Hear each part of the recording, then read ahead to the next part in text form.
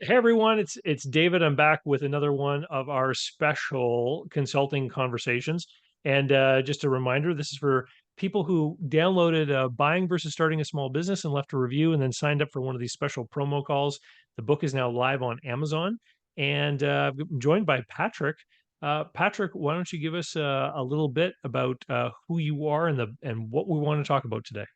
Sure. Well, I am a software engineer outside of Chicago, Illinois, and I have a side business making musical instruments. You would call it a hobby. It pays for and affords some very nice equipment. A dedicated shop, 1,500 square foot. So there's some perks, but Do, no money. tools to play with and all the musical instruments you can enjoy playing yourself. Right. I don't have to ask my wife to purchase, to spend our own money on tools because the company at least can afford that, but it doesn't do much else right now. It's Okay. enjoyable. It's fun. So, I've been on a quest to acquire a business. Been looking for something. Started looking for something for retirement, and looking for something larger that could ultimately replace my income. But in the interim, I've also there's challenges in that for a lot of reasons. But in the interim, I've kind of expanded my search to look for a small business that really buying a job. I mean, Mhm. understandably, a second job that would provide both, kind of a job for my wife that she could do during spare time now that the kids are older, job for my kids who keep asking me to give them work here, and a way to pay for college tuition, some extra stuff as my kids are now reaching college age. So there's a couple of those kinds of things. So and also I since I already have a lot of the overhead of it, covered because I have a Yep. warehouse space and things like that. I have a lot of experience in e-commerce, marketing, in particular Amazon e-commerce. I've done a lot of that plus my own site. So I started looking in that direction. And I've seen quite a few things. Most recently and most interesting is there's an opportunity that's actually local, though. Again, I expanded my search nationwide, but that requires they import soft goods that they sell, they market both on their own website and formally on Amazon. That's one of the challenges slash opportunities that we can talk about. Okay. And they do one of the nice things about it, or one of the things I really like. One, the product is truly unique. It's in a niche. It's a well populated one, in fact, but they're all different. So you would choose this one over another specifically for features and things like that that others don't have. Um, Okay. and there's a small amount of manufacturing that happens after it's landed. Very small, but it is kind of a key. So So like assembly, is that what you're yeah, talking about? yeah, Oh, a little okay, bit. okay. And it comes, and as a side benefit, it comes with a couple of really cool tools to do that I don't currently have. And in fact, I have thought of ways I'd be able to leverage them with my existing business, but it would never justify the expense, so. Okay. So you said it was a unique product. How long has this been out for sale? I believe about 5 years, 4 or 5 years. The categories existed for decades. So it's think soft goods like they would also make gig bags for my instruments. It's that kind of thing. So it's cases for a very specific kind of product, Okay. holders, containers, and things. But they come in a large variety of styles, and this one is fairly unique. So Okay. So it's not we're not talking about something that might be a fad or anything like that. no, oh no, absolutely not, Okay. absolutely. Okay. And so you said it was small. So you want to talk numbers? Yeah, sure. So so I'm currently waiting on prior year numbers. I got top line from them. You're talking about a business that's doing 2 to 400 in annual revenue, SDEs in the 50, 60 some odd range. So it's very Okay. small company. And but if you were to buy this, Yeah. you said that it would fit right into the current footprint of your existing instrument business and the Yes. warehouse space and everything like that. And would there be savings for you, or did you take that into account with that SDE figure? Um. Well. I may split the rent with it on paper at some point, but I haven't even done that. I've considered yeah. I mean, ultimately there'd be a few. I don't think I would save any real money, but it would. There are some synergies that would help out and things like that. So Okay. And so 50 to 60,000, and then is there a big like inventory that has to be purchased or anything like that? yeah, significant, and that's one of the big. So the two big things related to inventory that are significant. One, yeah, they buy container loads, and it's also a pro. So pro and con. So obviously con, pretty huge outlay. Have to kind of coordinate. You have to do a lot of estimates on what you're going to sell, all that kind of stuff, projections. Um, Also, but on the plus side, I currently import decent amounts of stuff, and I'm constantly sending them express if I need them quick or waiting a long time. I could order for this business. I couldn't possibly fill a container for this side business. However, if I had a container that was coming over, I could easily pad it with some additional things and save on freight there. This is what So you're talking about synergies. There's just yeah. little ways you could, yeah. Plus, I import soft goods currently, cases in this case for the guitars from India, and I order those hundreds at a time. So I can picture moving from either moving the case manufacturer to this place or moving this stuff to the case manufacturer. This is one of the biggest weaknesses of the business, or the biggest challenges that I have to mitigate against, and that is the owner of this company, which is this is one of small. He's got multiple things going on. This is a little side kind of thing. He owns the factory that manufactures the product. So and has agreed You for mean some in period China, like, or overseas? in China, yeah, and Okay. has agreed to sell for some period. But I think I can't remember if he said 1 or 2 years. So, but he's agreed to sell. But after that, who knows? And it's not a job shop. They don't. They OEM for a very specific thing. When questioned, hey, could you, even if we don't do anything here, would you be able to bid on my work, my cases for my stuff? I can look for a second supplier, an alternate or something, or even just shift it all to them. And he said, no, they don't do that. So then the question becomes, if I own it, over time, ultimately, would So you say never mind? so so hang on. So they're making a product in a factory, and Mhm. then they are themselves importing it right now to the States, and they own a subsidiary in the States who's doing the importing and sales. Is that, and then that's the business that's for sale? Same person owns the business for sale is the one that's importing and selling, and the same person owns both the sole vendor, sole vendor for the primary product. They have some ancillary stuff, but the primary product, sole vendor for the primary product, and will continue to. So I mean, that's not for sale.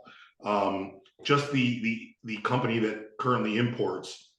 The way this works out is the factory came first. Again, there's a whole backstory to that that's not worth discussing, and I can't really. But and then it was looking for other opportunities to leverage this factory. This is not the first or only they've tried. This one just worked, whereas others did not. They couldn't get the sales So channels going. so they tried to go, sort of direct to consumer by creating their own distribution entity Right. in the US. Okay, Correct. okay. Correct. And so do you know what proportion this American firm is buying of the factory's production? I don't know. That's a good question. I don't know how big they are. I doubt they're huge. I mean, they can't be keeping them busy all year, because I don't think he's placing more than 1 or 2 orders a year. And and I know the product that started all this is still there's another connection there to he doesn't it's not his, but he has a close tie to the company that is purchasing the primary or initial product.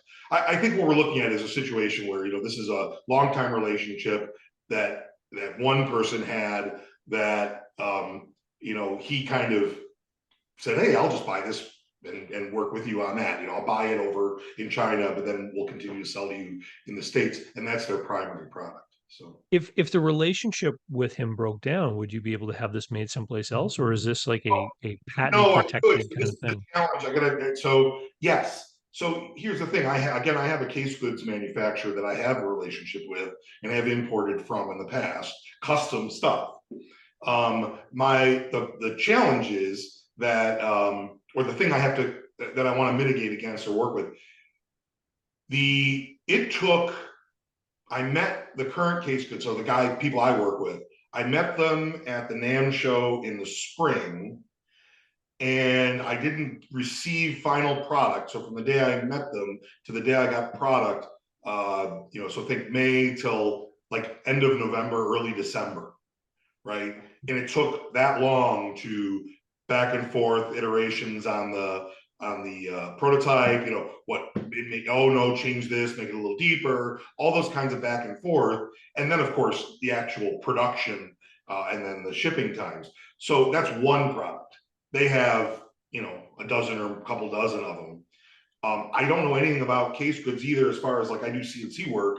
I know how to transfer files, and I have no idea how soft goods like this, actually are communicated to a factory. Like, what do they need? Do they have to reverse engineer it, or is there standard formats I can give them? So what would it take to? So that's part of my kind of due diligence kind of questions I'm thinking is how could I send this somewhere else, if I need to, and what would that take, and how long would that take? Because if he cuts me off, am I out of business?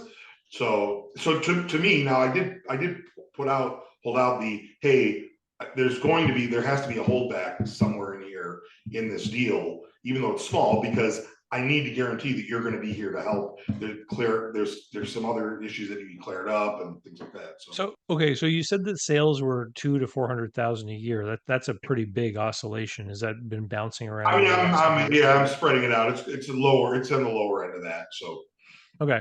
And so what would the cost of goods sold be? What's the direct expense of these units for this um American business? they're the profit margins are pretty decent. So um where is it? You're talking about over 50% in gross, but there's very little in the net, so it's pretty decent. That's landed too. Cost of goods for 50% gross profit. So the cost of goods sold is 50% of the selling price. yeah, somewhere in that. So if they retail for 100, they're costing you 50. Yeah. Okay. So, all right. And what does he want for the business? Um, Asking price is 300. That's five to Yeah. six times the STE number that you mentioned. Yes, but um, yes, yeah, it's high. Yeah. He wants more than it's worth. I mean, doesn't everybody?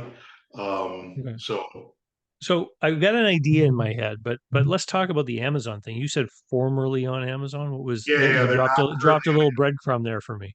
yeah. There's a challenge with the Amazon store currently, and it's understandable. So I of course, it's always a trust but verify. I haven't received or even dug in to get the correspondence yet, but the way it was described to me, being an Amazon seller myself, I get it, and it means that it shouldn't be a problem getting it back and running. But Amazon is Amazon. They can be a challenge, especially working through their support systems. So they're in like Amazon jail, like they somehow got their account frozen. Sort of, yeah. Okay. And I mean, it could be for any number of reasons. I've heard all kinds of stories over the years from different people. So, where it's a unique product, are there other people selling this product on Amazon? Not the same one, no. Again, Uh, it's similar. Yeah, I just obviously I don't want to give up the company or anything like yeah, that. yeah, no problem. So, I'm trying to so if I, it's almost like a, if you think Okay. guitars, so there's Fender Strats and Gibson Les Pauls, and different ones appeal to each. It's that kind of difference. So they're both Okay. guitars, both 6 string, but this one will have an appeal for certain people. This one does not, and they're not. People aren't copying it all over.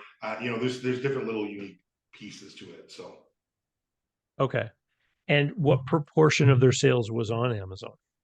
that I just received. I haven't had a chance to look at it yet.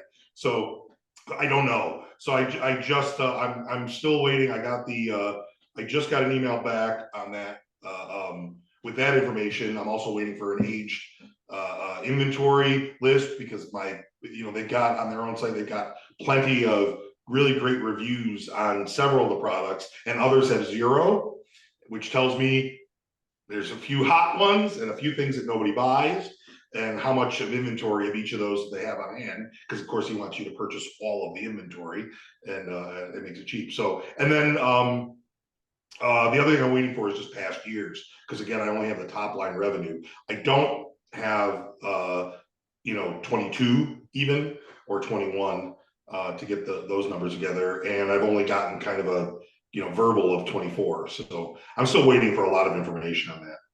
How much inventory is there? I think six figures. I got about 100,000. 100,000. Okay. And there's different SKUs. So some of Yeah, them you said could be better sellers than others. Okay. it's a set of it's a manageable set, thankfully. Because that's sometimes you see them where they've got two, and sometimes you see these businesses that have 1,000. This is dozens. There's a few dozen, and I think actually when you break it down, it's even fewer than that because they have duplicated ones because they have wholesale SKUs versus retail in their lines. So Where else is it sold online besides Amazon? it's their own brand site. So they have their own website. And is it like a Shopify one? Yep, yep. Okay. So you can get like the back end data and actually look And with a certain degree that's of exactly what. Yeah, confidence. Okay. yeah. So that's what I was just sent like literally minutes ago that I have to take a look through. So What how bad would it be if you had to start your own new Amazon seller account? it wouldn't be. So that's not death. If I can get the brand on. But obviously because the other thing, I haven't seen their seller central yet.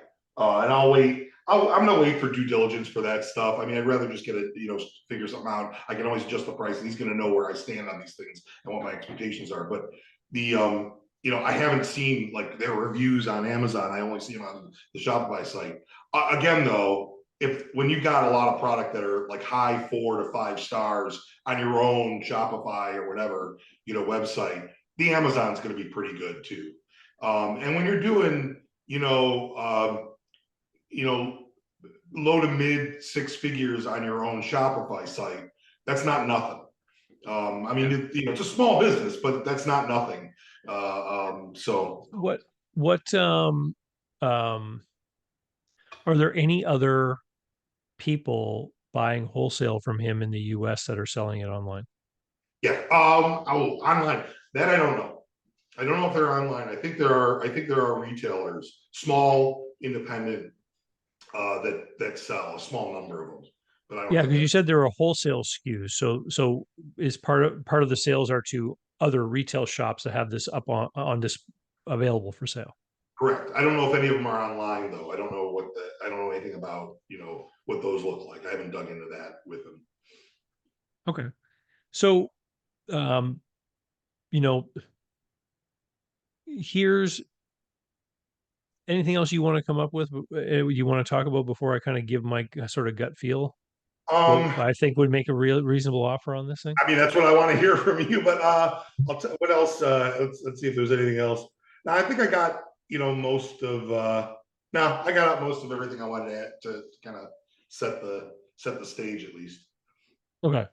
So I think I don't think that you should buy this with a seller note. I think that another vehicle is appropriate here Okay. because you need to solidify his long-term engagement to be your supplier.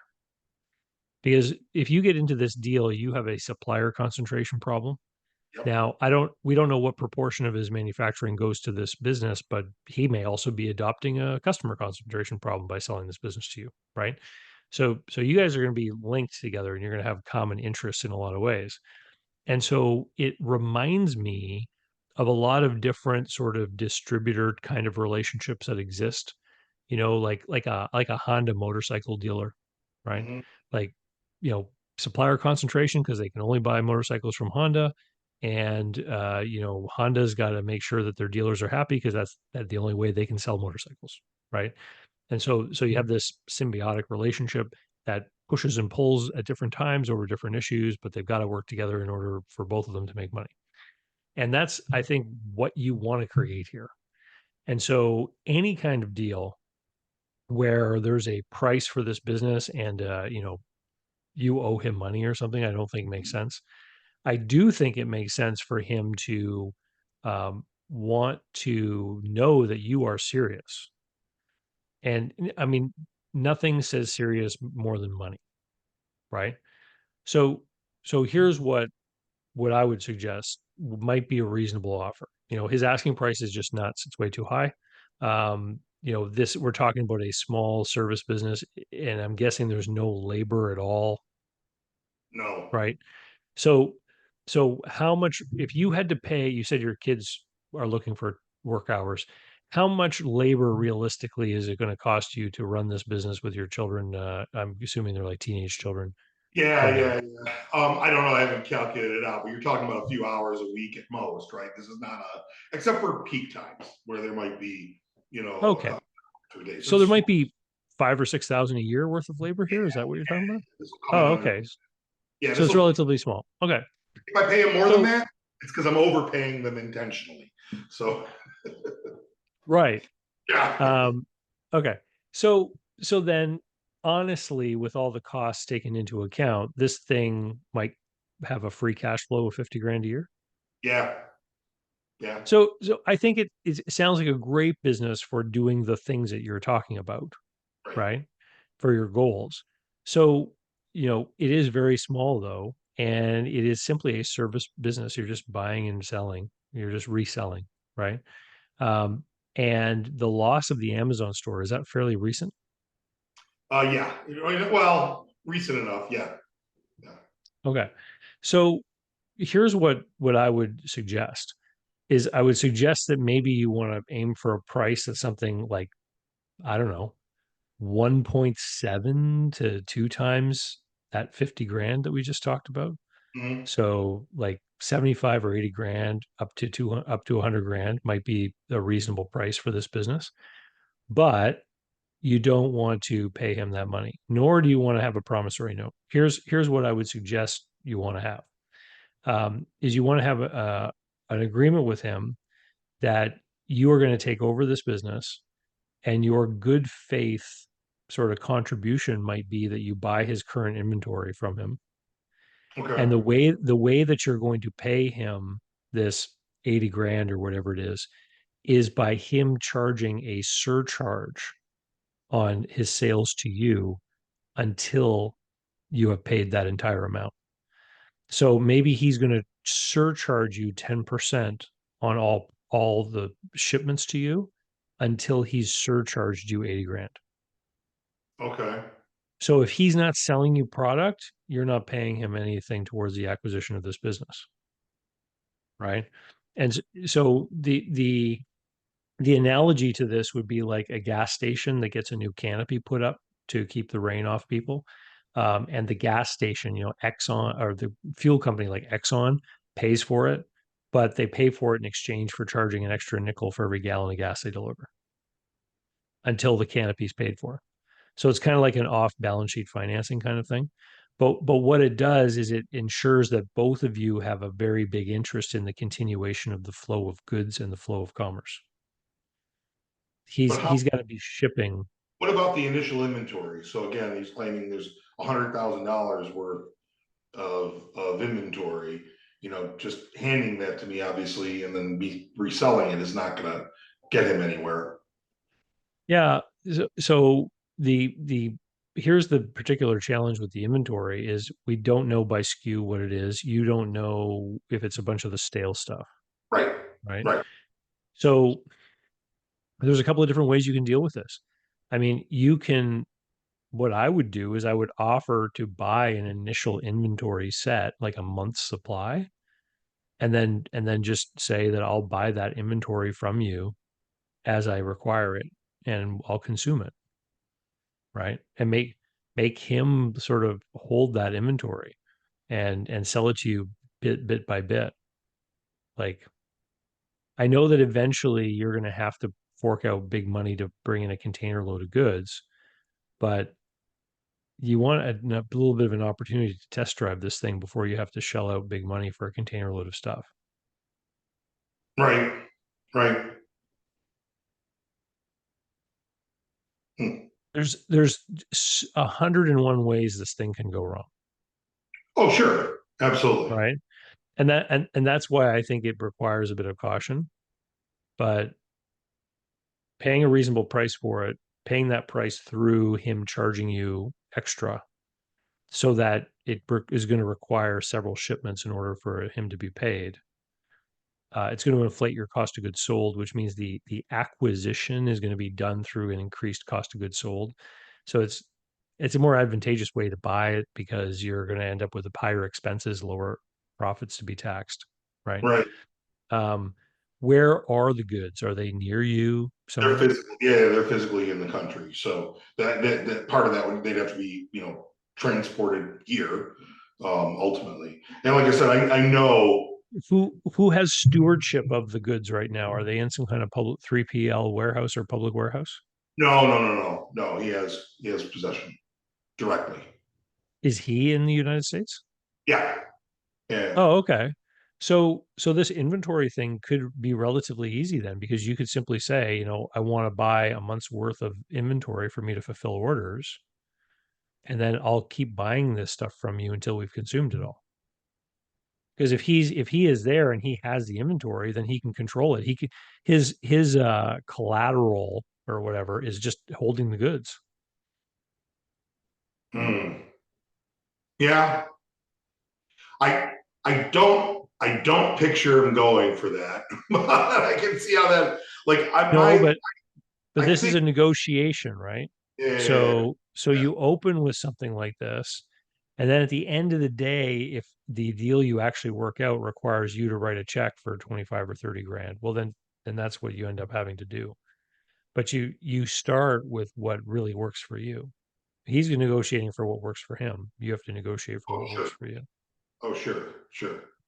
I know that I know the inventory is gonna be a sticking point and clearing up the space. But the thing is, like, I don't think this is not costing him anything you know in labor either, right? Nobody's doing there's somebody doing a little bit of stuff on the side every day. So Does he need the space for some reason? he will in about a year, I think. Okay, well, if the space is an issue, just tell him that you'll pay for a mini storage slot that he can go put it all into, and you'll pay the monthly bill. Right, But he can have the key, right? Like, so, to me, it makes much more sense to pay a couple $100 in storage fees than to have to shell out that huge amount of capital. right. If Okay. you if you are buying it from him for $50 and selling them for 100, all you have to do is turn, you know, 3 months worth, and you can earn enough money to buy the balance of the inventory. Yeah, I mean, because that's the thing. I want to have, you know, I would like to have control of the inventory as early as possible. Yeah, the other, because the other part about it is the additional synergy. Um, I don't even know how to. There's a licensing opportunity that I have that he does not have access to, through family connections and things like that. That would enhance the product. That would allow me to expand what's available. Oh, like Um, a celebrity endorsement of some kind, you yeah, mean? sort of like that. Yep, very much like Okay. that. So, Um, but is that going to be doable with the current inventory, or is that going to require the oh next yeah, it is. manufactured? Yeah, It because the is. last part of the assembly process. So these aren't all. soft. But the last part of one of the assembly process would be easy to swap out, or to, there's a variety of, there's different styles, and that's what this is. I would be able to, I can license pretty easily, one at least, and probably through him, multiple others, that would, add value substantially to the product. At least two for a certain cohort, and it's a pretty substantial cohort. So, but why do you need all the inventory to do it? Can't you just do that modification as you ship them? Yeah, I could. I mean, I could. We could come up. I mean, what I'm hearing, what it sounds more like is, hey, you've imported all this stuff. Let me sell it, assuming assume your brand. I'll sell it and buy it as I sell it. It's essentially,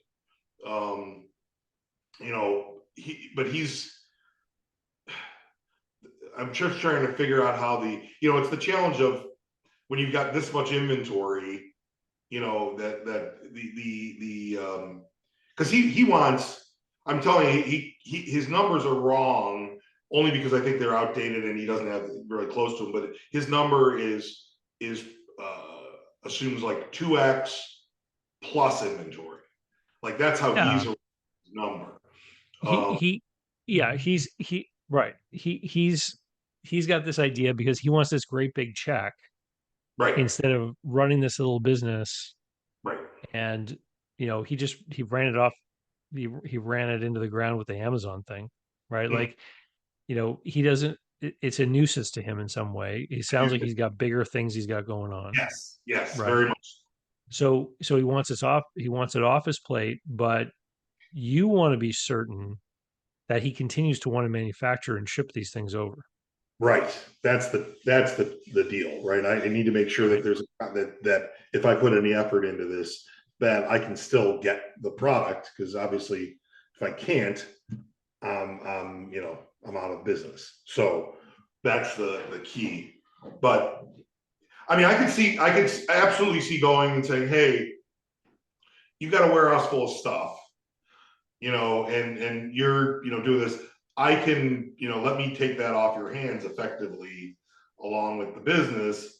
And I just, maybe I pay a premium on the stuff that's here. I don't know. I'm just trying to find the way. It's a nuisance, but he's got plenty of time. Like, he's not in a huge hurry. There are people doing this every day that are already going to be there. So he doesn't save anything by not, more than the mental, what's the point, right? Because this So, is, so what you're describing then is someone who really isn't all that motivated unless someone's willing to come along and pay an excessive price for it. I mean, he'll get more and more motivated as time goes on, when he absolutely needs that space. But So let me ask you this then. yeah. Um, if you said, I don't want to buy your business, uh, but I want you to make me a container load of the stuff and deliver it to me, would he sell it to you? Oh, that's a good question. I don't think he would, but I don't know that. The only reason I say that is because, like I said, I said, hey, would you make for me my own stuff? And the answer was no, we don't do that. So I don't know. I don't think so. I don't know. That's a good, that's something worth asking. And maybe I need to, probe that just to see what the answer is, to see where the interest lies. I don't know. The big question, the first one you asked about what the proportion of this business is, how big or small or not, are Hmm. they to the grand scheme? If I had to make just an absolute guess, I would say they're small, in its proportion, but I don't know that. So where are the rest going? They're still going. It's different stuff, different material, different product, that they've been making longer than this stuff. That are and going to a very specific. They're white label goods, that go to. I mean, I don't even know. So I don't even know who they are. I don't even know different. So I'm not even trying to keep it. I don't know the details. I just know that they're much larger. So Okay. So you said that there are several varieties of this product on the market from different suppliers. yeah, Uh, now that you know what kind of business he's doing, if you don't come up with a deal with him, do you think that you might have your own made somewhere? yeah. But again, like when I had my stuff made, I told you it took so long. It's not nothing. So there's and the products he's got takes quite a bit of time and energy and money to develop.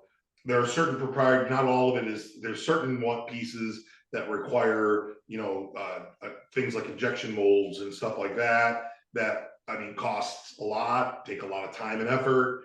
Mhm. I don't have the relationships to have them made. I do a little bit of work with I told you India and Chinese manufacturers, and those are I it's a challenge. I mean, I just had custom electronics made for me in China, and it takes a lot of back and forth to get try to figure out what you want, and then do I just trust this part and have it shipped, or do I have to get another sample in? And so this business, there's a lot of value here.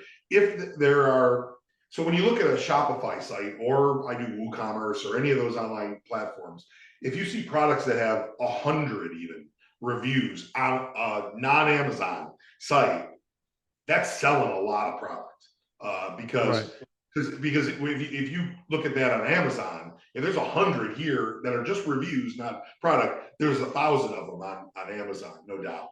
And so a lot of this hinges on I've got to find out what the Amazon stuff looks like. But assuming that based on what I can see, that the Amazon store, assuming you can get running again and maintain those reviews, they're going to have hundreds of 4 and 5 star reviews there. If they don't, it's a non-starter. I mean, there's no point in it.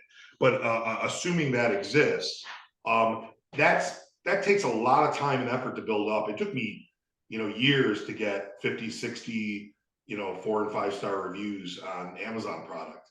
And that's when Yeah. things start going, you start the wheel running, spinning, and then you don't have to spend as much on advertising because you can actually keep, selling. You get to be an overall pick and all kinds of stuff. So that's where the value is. And I don't know how to design these goods, nor do I know how to negotiate to have them Oh, manufactured and stuff. So okay, but you don't need to buy this business, I don't. No, I right? don't.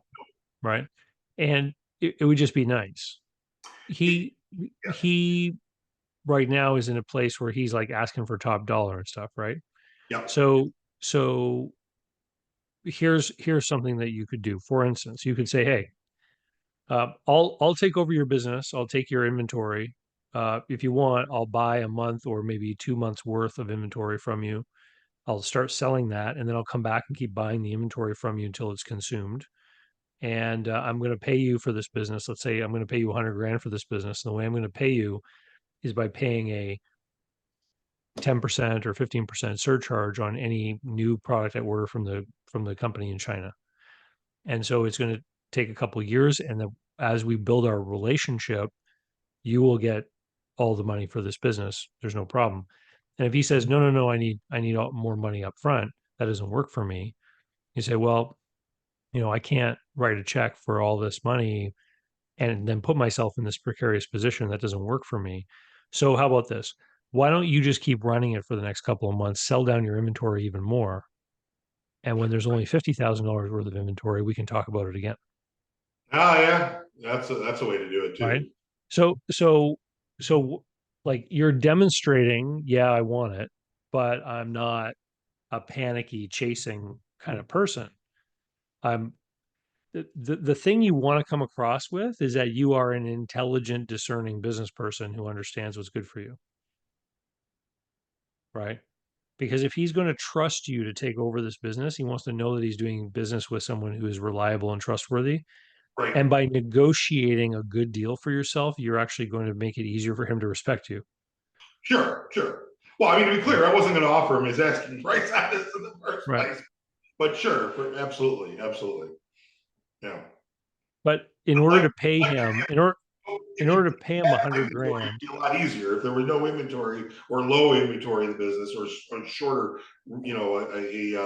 a shorter period, right? 3 to 6 months, or 3 even months of inventory. It'd be a lot easier because then you could roll that in, and then there'd be an order coming through pretty soon, right? Yeah, but in order to pay him a hundred grand, if you're paying him like a 15% premium on your purchases, on your cost of goods sold, it's going to take you 2.5 years or so to probably pay him that if the sales level continues the way it is, right? And that's your window of time to get to solidify this relationship. And if something breaks down in the relationship, well, you don't order from him again. Right, right, right. Although, so then the other part of that, one of the questions I was going to ask was, hey, so again, I said, I don't know how to communicate this kind of product from one fact. I would want to have whatever that is. Again, I don't, I mean, it might, for all I know, it might be reverse engineer. I have no idea. I'm sure it's not a McCall's pattern like you would for a shirt, but I'd want to have that up front, and in this kind of a situation, I don't think he would give that, right? So that would be What you mean, like the manufacturing specs, like yeah, the all that stuff? Yeah, I don't think so because he's the yeah, manufacturer.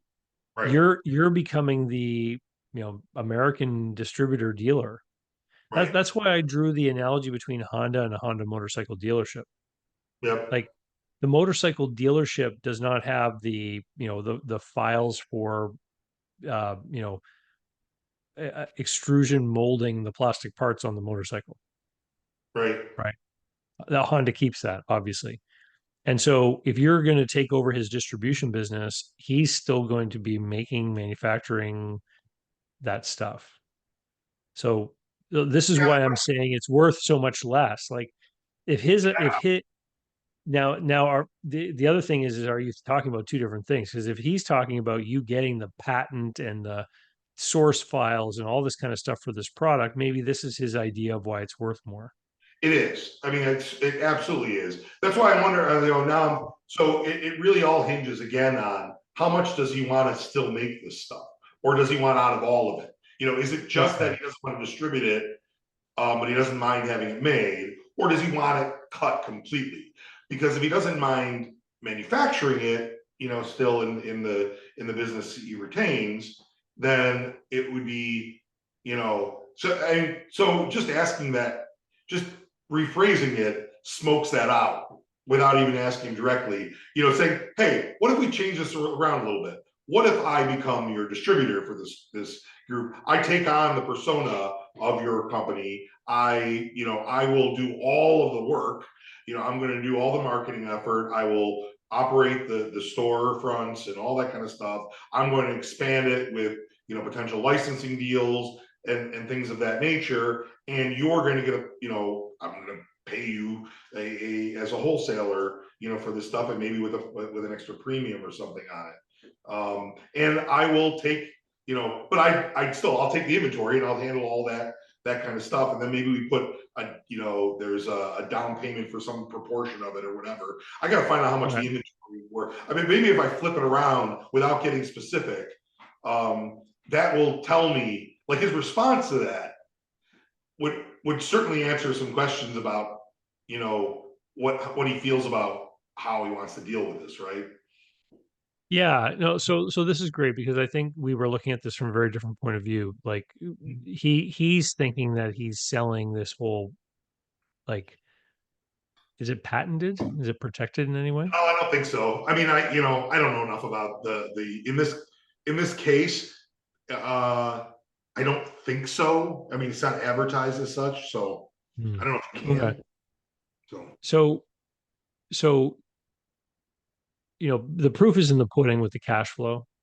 A company that has a patent protected thing that is able to have a really high gross margin because nobody can copy it mhm. will sell for a higher multiple. But this barely scratches the surface of what we would call a business. All right, And right, so I think that the market has demonstrated that while there is demand for this, I mean, it doesn't, it's not an out of the park success that, to me, in my mind, would command a 5 to 6 times multiple. Right. Right. Yeah. Oh So, no, I mean, I wouldn't even. Yeah, yeah. I mean, even he's talking, a 2x multiple. It's just that he wants to have the inventory at top. So, yeah. well, so, I thought that you said that he wanted 250 or 300 grand for the The business numbers plus are. So inventory. I think some of these numbers are a little. I don't have all the full numbers. The numbers I'm giving you are rough, and Okay. and, and also a little, chosen carefully because I want to make sure I don't run afoul of anybody's. I don't want people to Sure. discover exactly what I'm talking about or two, but the it is that is essentially what he's looking for, in the deal, is kind of like a 2x plus inventory. And I believe that the inventory levels, I said 100. I think it's less than that. I don't know. Again, I don't really know all the ins and outs. I should have some of that information, shortly. But to me, that didn't sound crazy. Depending So on what. would he be able, like, we've been talking about you buying the goods with a bit of a surcharge, right? Right, How do we know what the pricing is going to be? Because he controls both entities, he right, controls the price. right, Now, there is something called transfer pricing. So for tax purposes and everything, there's a certain methodology that has to be followed in order to price things between international related companies. So otherwise, people would just move their profits into the lowest tax jurisdictions, right? right. So he's got to have a certain methodology to show, yeah, this is the fair value of this stuff at a wholesale basis coming out of China. So I'm going to charge $50 to the American firm, and then the American firm is going to sell it for 100. So, but while there are rules in place to do this, it doesn't mean that they're always followed all the time. Okay. So that $50 cost that he's charging he's paying to his Chinese company, do we know if that's the same price he's going to be willing to sell it to you for? So the casual response to that was, for a period of time. I believe it was, through a year or two. I can't remember the specifics. I didn't, and I didn't focus on that too much, because the minute I understood that, I went, all right. So something has to be baked into this deal to make sure that either, A, is incentivized to continue to produce it, or B, I'm able to have it manufactured elsewhere, or both. I have to work out through both. So I wasn't as concerned about the length of time. It because but he was talking about selling it at cost, for some period of time, which is obviously not a sustainable, Right. thing. He would have no interest long term in doing that for you because he wouldn't be making any money. Right. Correct. Correct. Yeah. So that was the part. So really, that's where I was. I'm looking at it like, okay, I know I can come up with, or I mean, like I can, with the way this works, I know I can come up with a price that I'd be comfortable, throwing at him, as a starting point to say this is what I think it's worth to me, etc. But I didn't want to just pay him all cash. That's why I like what you're talking about with the, with that. I'm trying to figure out how right. The goal is like, no matter what I give him for it, how do I make sure? Because I need to have him committed to providing the product indefinitely, and whatever the call, we have to figure that kind of out, or I have to have a way to transfer it and enough time to be able to transfer it to an alternative supplier, so that I don't just go completely out of business, because he just says never mind, and so that's the kind of part, because otherwise, just the money, and this is such a small business, you're talking about, relatively small amounts of money. Like, this is not gonna, it doesn't raid my retirement, it doesn't jeopardize my kids' college. So, the risks to this are, I mean, obviously nobody wants to lose that kind of money, but it wouldn't change my lifestyle. It would just be more embarrassing than anything else, especially because we put it down for posterity. But yeah, so I think I need to have, that kind of strategy of maybe it is like buying the inventory surcharge, or maybe it's let me take the inventory and pay you as I sell it with a surcharge. Maybe I can have control of it, but So this payment for the business, I think, is only makes sense if you become the exclusive American distributor or North American distributor, right, wholesale and retail. So right, like all those shops that are buying this to resell, like it's got to come through you as well. So in my mind, if he's willing to make you the exclusive North American distributor of this product, yeah, then you're going to pay him some amount of money, like 80 or 100 grand, and you pay him with the surcharge. like the franchise fee essentially. you Yeah, know, you know, yeah, kind of. But if he's not willing to do that, and he's not willing to supply you forever, and he's not willing to do all those things, then I don't see how you can give him any money. Like, sure, there's a business opportunity in becoming a distributor of his and buying the stuff wholesale and reselling it online. Um, that is an opportunity. right, Um, but there's just too many ways that I could see this going bad. right, right. No, I get that. Yeah, that makes sense. That makes sense. All Yeah. right. Well, I have to have some conversations, I guess, sort it through. Yeah. Good luck though. These these small opportunities that they are out there. And I know that there's a pretty vibrant market in these small online websites that are earning like this kind of money, like 30 grand a year, 40 grand a year. A lot of people talk about these with respect to monthly profits.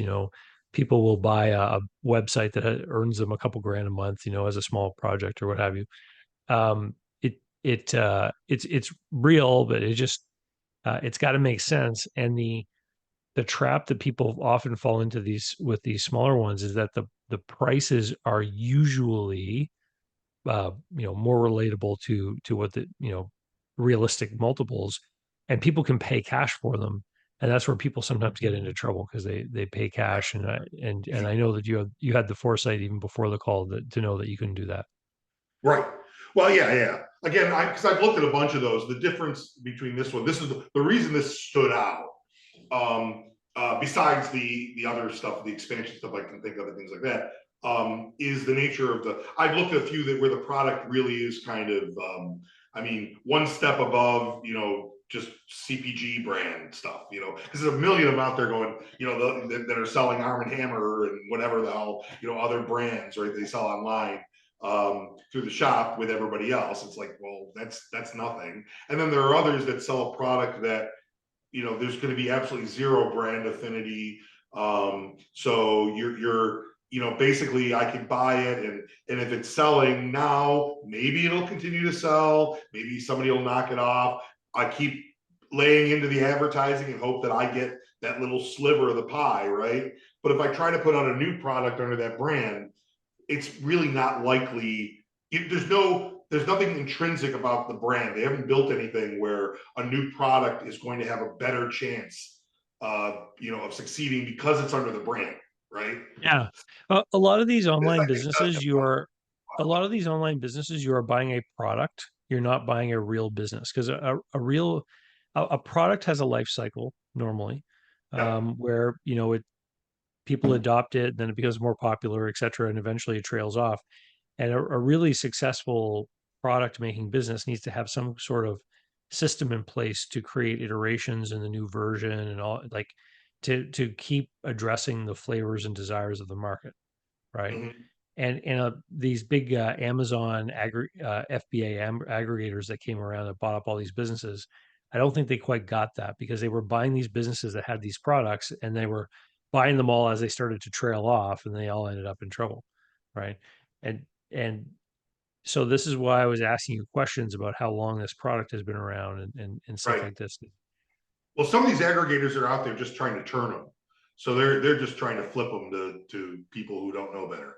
That's the experience I've seen. I've run into a couple of those where it's like, wait, what? You own all of these businesses? Just pick one from their, So it's like, yeah, no. Right. But they have no. It really is. They might make money for some period of time, but but it's anybody's guess as to how long and how much you're going to have to spend on advertising to keep maintaining that.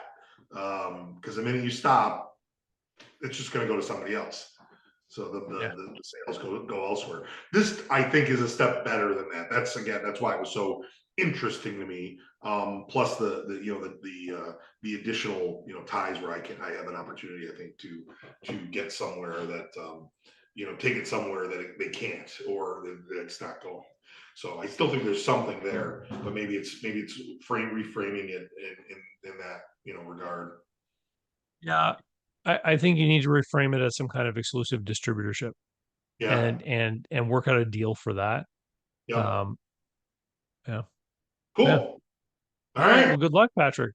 Thank you very much. I'm sure I'll Mm. talk to you in a couple days. So And for everyone else out there who's interested, if you want to do a chat like this, you can book private ones anytime you want to. Call davidbarnett.com. It takes you to some booking links. But if you want a super discounted price and you're willing to have the conversation become public one day, uh, get on my email list, davidcbarnettlist.com, because every fall I start offering the holiday chats, which are exactly this kind of chat that get released over Christmas to the email subscribers, and then next summer to people on the general podcast and YouTube channel. So thank you very much for signing up, Patrick, and for agreeing to let the conversation be shared by others. yep, no problem. Hopefully it helps. All Take right. care, guys. Have a good one. Bye bye. All right. Bye.